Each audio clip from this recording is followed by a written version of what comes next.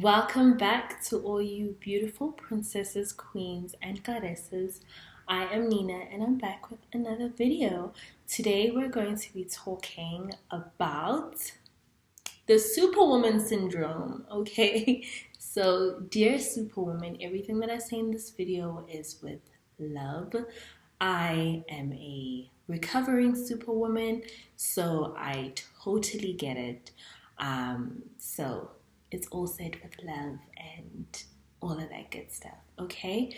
But there will be a little bit of tough love in it as well because it's a hard topic. So let's get into it, right? Ladies, learn, okay? Life is long. Life is long. And you need to pace yourself. So give yourself room to breathe by lowering their expectations. All right. So let's get into the Superwoman syndrome firstly for some background. Okay. What's the tea? The tea is matcha today. I'm having a matcha latte. So I'm going to sip on that while we talk about this. Okay. Okay. So the Superwoman syndrome, basically what we do as Superwoman is we overgive, we overlove, we basically give more than what the person has earned, more than what they deserve. And we do this not necessarily because that's who we are, that's just how I am, but it's actually quite a manipulative trick. What we're essentially doing is we're trying to bind someone and their conscience to loving us. What we're saying is, because I've been so good to you, you owe me love. You owe me loyalty. You owe me, the kind of relationship that I want. And that's not how it works. If you want real love, or if you want a man to really fall in love with you for real, of his own free will, okay, you cannot give in order to receive. It's wrong, okay? All right, so if we can get past that, the rest of this video is easier. I promise. Okay, so ladies, let's stop doing that because we're only hurting ourselves. We're not hurting anybody else. A man is not bound to you just because you did a lot of things for him. If you want to do a lot because that's who you are, you have to do it without any expectation. If you're doing something with an expectation behind it, it's not okay. All right? So, that's the tea.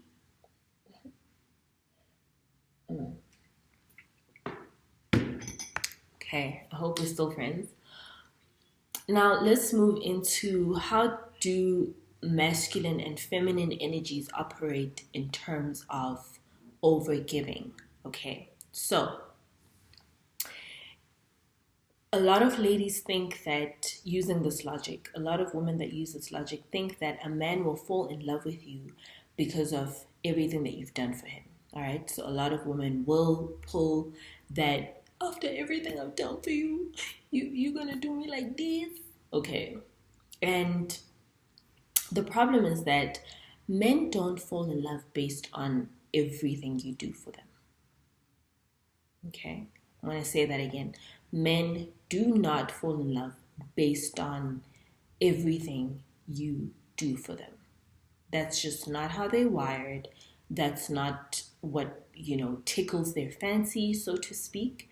That's not the tea for them. All right. That is the tea for the feminine. The feminine falls in love based on how much the masculine has done or does or has given or gives. Okay? That's how the feminine falls in love. So ladies, every time you give, hoping that it counts in his conscience as, oh, I owe her another one. Oh, I owe her another one. Oh, I owe her another one. every time you do that, you're basically operating in your masculine, okay? But because it's not, okay, I'm not gonna go into too deep in terms of like the divine masculine and the not so divine masculine, the tainted masculine. I'm not gonna go deep into that, but that is a very tainted masculine approach that I will do this for you in order to gain this from you, okay, at a later stage or whatever. That's not how the masculine receives or falls in love, right? By receiving. That's how the feminine does it. So when you're doing it, you're operating from a toxic or tainted masculine energy, a manipulative masculine energy, okay? You're not even moving from a divine masculine energy, all right? Because you want something back. You want love back. You want to be repaid for everything that you have done. You're not just doing it and getting pleasure out of doing it on its, on its own. Now, if you are trying to get a masculine man to fall in love with you, you're going to have to move very differently, okay? I go into masculine men and masculine women in another video. But ideally, the relationship dynamic that you want is you want to be the feminine energy as the woman, and you want him to be the masculine, because the kind of experiences that you get in a relationship in this dynamic is probably what you want, okay? But that's not this video, okay? That's for another video. That's already in another video. You can check that out. I'll leave a link somewhere up here for you to check. Okay, so how do you make a masculine man, fall in love with you? Okay, if you want a masculine man to fall in love with you, you have to do the opposite. You have to put him in a position where he's doing more for you, and the more he does for you, the more he falls in love with you. That's how you get a masculine man to fall in love with you.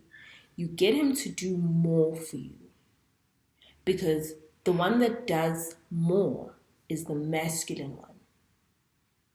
And that's their trigger, okay? That's their trigger. They feel really masculine around you, and that makes them fall in love. A man doesn't fall in love by you turning him into the feminine principle in the relationship by overgiving and then expecting love and loyalty back. Okay, that's not how it works. So, if we're to give some practical examples, let's say next week Friday is your birthday. Okay, next week Friday is your birthday. You are a feminine woman in your relationship, and you are dating a masculine man. Okay, and this masculine man is aware that your birthday is coming up. You've let him know. And he's probably also going to be aware of either what you want or what you like. Okay? Now, if you're with the masculine man, you're going to have a very plain scenario, okay? So whether he's asked you what you want or he's surprising you or whatever the case might be, your birthday is going to be that opportunity that he takes to show you how special you are to him, okay? So just hold that quickly. Step into your giving energy, right? When you're giving, what is your mindset? Because it's very masculine. If you study that, you can understand masculine men. When you're in your giving energy, right? What's the drive? The drive is, I want this person to know how much they mean to me, how much I value them, how special they are to me. Okay, so I'm going to make sure that I do something that communicates that. I'm not going to just tell them. I'm actually going to take an action. All right, and you're going to do something that is meaningful to the next person. So if they really like the color pink, you're going to make sure that whatever you get them speaks to that. If they really like ballet, you're going to personalize whatever it is that you give to this person to show them that this is not a generic gift. This is from the bottom of my heart. It is meaningful. it is for you. So that is how a masculine man thinks. When he's in love with you, when he's trying to impress you, when he's trying to show you how special you are to him, when he's trying to you know put himself out there for you, that's how he operates. So he will definitely do something for you for your birthday next week Friday. All right, whatever it is, you're probably gonna love it. Now if you're the masculine principle, your man is feminine in your relationship, okay? And your birthday is next week, Friday. This is most likely going to be the scenario, okay? Now, I've heard a lot of ridiculous stories. And, we've all been in positions where it's like, what the heck is going on?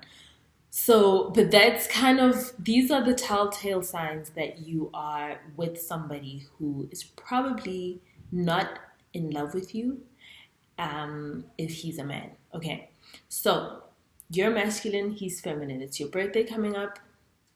One scenario could be, your birthday is next week, Friday. He starts a fight this week, okay, or a couple of days before your birthday. He starts a fight. It gets really intense. He just says all sorts of things that he knows are your, buttons. And next thing you know, you guys are in this confusing separation, no talking zone for a couple of days, until your birthday blows over. Then he comes back. He may be apologetic and all of that kind of stuff. But guess what? There is no birthday gift. Okay? He's just avoided that whole thing. Okay? He may do this on your birthday, on, special holidays, Valentine's, Christmas, all of that kind of stuff, but never on his birthday. Why? Because you are going to get him a really good gift on his birthday, aren't you? Okay? So that's scenario number one. He will avoid celebrating your birthday with you. Okay? If he doesn't do that, but he still wants to avoid celebrating it, he might, come in with that, oh, I'm not big on birthdays. I don't really celebrate. I don't believe in celebrating all of these things, da da da da. And he will basically manage your expectation early on so that by the time your birthday comes, you don't have any expectations. In fact, you've probably put yourself in a place where you're like, actually, it doesn't even matter. He doesn't celebrate it, da da da. And quite frankly, I don't really see the big deal anyway, right? So that would be another way that he avoids giving you, something special on your birthday. He doesn't believe in birthdays. He doesn't believe in doing something special on your special day. Okay. So that will be another scenario where you're dealing with where you are the masculine principle in a relationship and your partner is the feminine principle, right? Especially if he's a man, okay? Now, the final scenario might be, maybe he will do something for your birthday, but whatever he does, it's going to be so low effort, okay? It's going to be so low effort. He's probably going to take you to an average restaurant. It's not even going to be something that you even need to get dressed up for, It's not even going to require reservations. He's probably not going to buy you a gift. It's just going to be another day. But maybe you'll get like some birthday cake and, some flowers. And that's like basically it, right? No gift, no weekend away, nothing. Okay. So that's basically the scenario that you're setting yourself up for. And ladies, I have to emphasize that this has nothing to do with finances. A lot of these men are solvent. They're able to do, simple things like dinner reservations and simple getaways, safari getaways, right? They're able to. You're not asking people that just, got out of school and they're in their first job. You're probably dating somebody who is more or less in your demographics financially, okay? And if you're not, you should be, because it's safer. But anyways, I digress. um, so it's not about finances. You know, a lot of women will say, oh, well, you know, he doesn't have to spend that much, da, da, da. It's not about that. It's about, is he putting in effort? Is he putting in thought? Is this tailored to you? Could he take this exact same gift or experience and go and give it to somebody else exactly as it is, and it wouldn't look awkward? If that's the case, then, you know, Houston, we have a problem. But if he's doing something for you that is meaningful to you and actually speaks to the both of you, you know, if he buys you a piece of jewelry and it's meaningful to you because of the story that you guys share, or, you know, whatever, that means something, right? Because if he's buying you jewelry, is he necessarily going to go buy the next chick jewelry? Maybe not, because jewelry is more expensive than, you know, an average dinner. But if all he's doing is, okay, let's go have lunch at that place that you like. No, I'd actually like to get dressed up and go somewhere where I've never been. Let's go to that restaurant that just opened with that, you know, celebrity chef. Something like that, right? So it doesn't have to be extravagant, a trip around the world or whatever, but something that makes you feel special. And if you don't feel special and you don't feel like you can brag about it, it's probably not good enough. That's all I'm going to say. Okay. Then I'm going to end off with, ladies. This is on a serious note. Ladies, life is long. Being a superwoman is probably not in your best interest. Okay. If you are overachieving in your career, that's fantastic, because you are probably getting paid back what you are giving. Okay. But if you're overgiving in other areas of your life, it will show up. That's why I always emphasize, ladies, that get your femininity together. You know, spend time doing feminine things. Spend time putting on your makeup, doing your hair, putting outfits together, going on dates.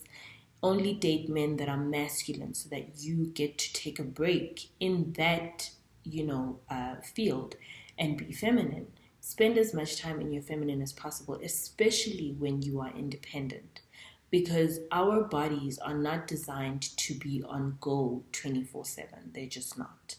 If you look at a 50-year-old woman that has worked her whole life, doesn't matter what job she's worked, if she's worked really hard her whole life, providing everything for herself, if you know, put her next to a woman that has been provided for, even if it's only a third of that time, she's never had to, you know, or she hasn't always had to put in the most, right?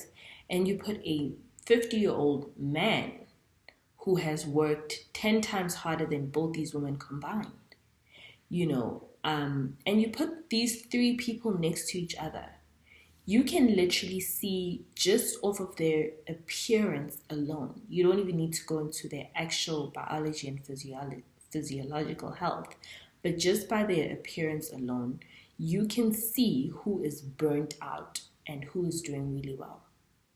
And chances are the one who's burnt out is the superwoman.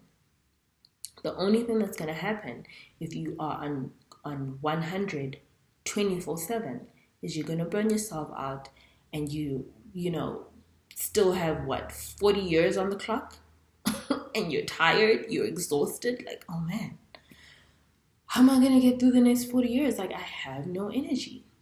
So set yourself up, set your life up in such a way that you are not required to give too much in a short period of time. Because as women, we need that kind of that calm, so that our femininity can thrive, right? So yes, definitely overachieve in your career, in your business, you know, when you have to, you know, we're paying our bills, our own bills, we're independent, all of that kind of stuff, no problem. But if you can get help, if you can, you know, get into your feminine energy more than you in your masculine energy, if you can start doing little things to balance out your masculinity, then, you know, it doesn't show up as much on your face, in your biology, as it would if you just on go, go, go. Don't burn yourself out. It's not worth it, because life is long. So even when you're in a relationship, don't do the most. Don't do the most. If people fall away because you're not doing things for them, oh well. You need somebody who's going to want to do things for you and fall in love with you because you're so pleasant to do things for. And he just keeps coming through for you until next thing you know it, years have gone by and you're in this beautiful, loving energy where a man of his own free will is giving to you. Okay, so I'm going to leave it over there, ladies. I hope this video was helpful. If it was, let me know in the comments down below. Share it and let us spread the word, because you know there are so many ways that we can achieve our goals. We don't have to burn ourselves out, ladies, and I'm just here to spread that message. Okay, thank you so much for joining me on this video. Please take care of yourselves until I see you again in the next one. Yeah, take care of yourselves, beautiful princesses, queens, and goddesses, and I'll see you in the next one. Okay, bye.